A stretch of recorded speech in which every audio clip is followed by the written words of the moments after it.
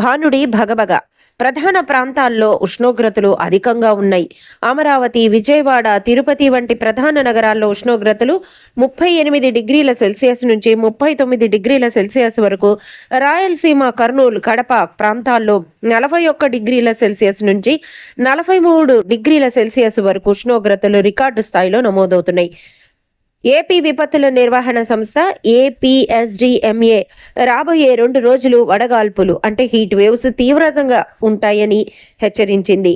ఉపరితల ఆవర్తనం కారణంగా కొన్ని ప్రాంతాల్లో ఉరుములు, మెరుపులతో కూడిన అకాల వర్షాలు పడే అవకాశం కూడా ఉందని, ఎండలు నడుమ వర్షాలు, పిడుగులతో ప్రజలు జాగ్రత్తగా ఉండాలని సూచించారు. ఉదయం 11 నుంచి మధ్యాహ్నం 4 గంటల వరకు అత్యవసరమైతే తప్ప బయటికి రావద్దని, ఎక్కువగా నీరు, మజ్జిగ, ఓఆర్ఎస్ వంటి ద్రవ పదార్థాలు తీసుకోవాలని, వృద్ధులు, చిన్నపిల్లల విషయంలో జాగ్రత్తలు వహించాలని అధికారులు సూచిస్తున్నారు.